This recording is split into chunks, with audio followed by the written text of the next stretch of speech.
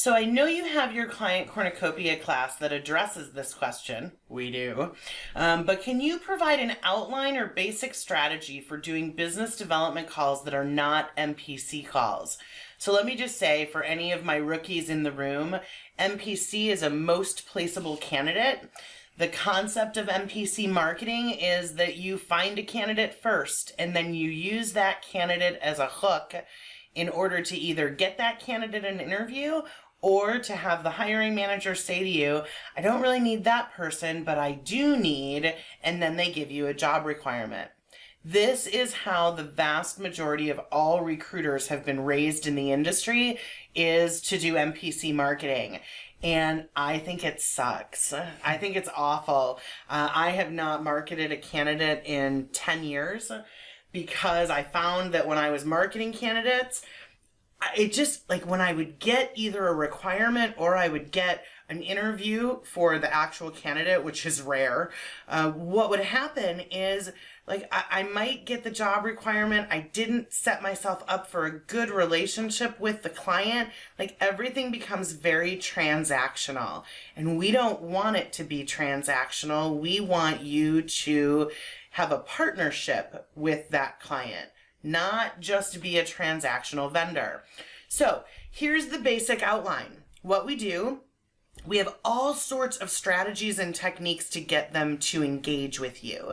Emails, voicemails, all sorts of other creative things that we teach you in Cornucopia. I call the overall category of it, creeping into their periphery. I want to, show up as a normal aspect of their life until they are thinking that I should be there.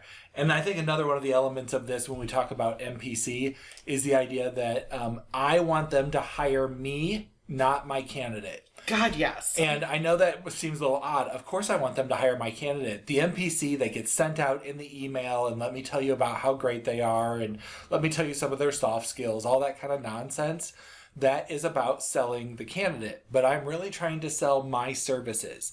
That's why you don't just see McDonald's billboards without a logo that just have a picture of a hamburger. Because that just means I need to hire somebody. I'm hungry right now. Not I need to go to McDonald's. I don't consider myself the McDonald's of recruiting, but I do, want to have them think of me to fill the job. I don't want them to think, wow, here's a candidate that I'm not interested in for a job that I don't have, and I'm done with this whole email now. I want them to start developing a relationship with me, because that relationship is where I am going to actually be able to build this out. So here's what we do.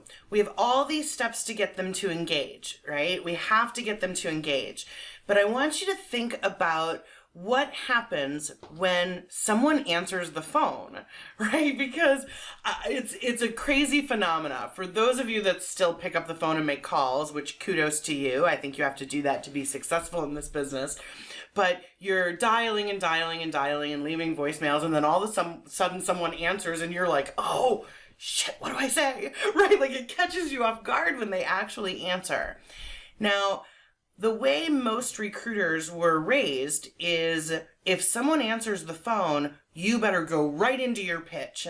Pitch it and see if you can present the candidate or see if you can get them to go through a job requirement with you. Like, that is common in our industry. But I have a little example that I like to share with our students of why you shouldn't do that. Let's say, hypothetically, you were in the market right now for a new applicant tracking system. You had done all of your research and you narrowed it down to, let's say, Crelate or Thibeault. Those are one of the two. You're going to go with one of those two. And you've not talked to either of those companies, but you've done your research and you know that these are the two that you're going to decide between. So you're working, going about your normal business, and a sales rep from Crelate calls you and says, hi, I wanted to talk to you about our awesome ATS system. And you're like, oh, this is so cool because this is one of my two companies. Like, you have the need, you've already narrowed down the vendor, and now the salesperson calls you. Can you stop everything that you're doing and do a 1-hour demo right in that moment? No. Very few of you possibly could. And so I want you to keep that in mind when you're calling a prospective client. They cannot spend an hour going through a requirements definition with you when you randomly decide to call them. So let me go back to the question, Lee. We start with all the points of contact to get them to engage. Once we get them on the phone, it is a very short call. We are selling nothing. We are only trying to get the meeting. I just want you to isolate time on your calendar to have a conversation with me. So we schedule the first call for 30 minutes.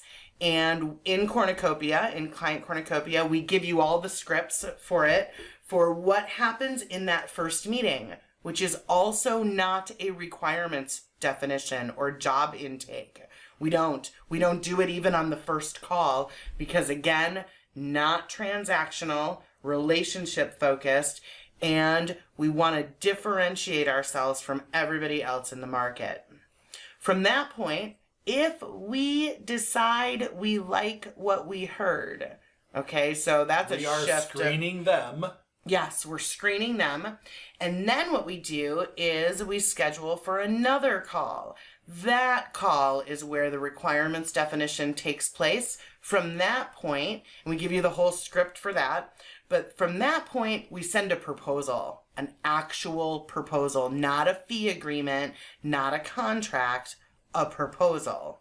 We send the proposal to them, and that lays out, what we understand about their company, what we understand about their position that they're trying to fill, what our process is and how we're going to approach it, terms, fees, guarantees, what to do to move forward, and we even have an electronic signature. The whole thing is web-based, and in Client Cornucopia, we give you the full proposal. So it's a completely different process, Lee. It is not, I've got a chicken, here's my chicken, you want my chicken? Which is what I feel like people sound like when they're marketing candidates, like a carnival barker.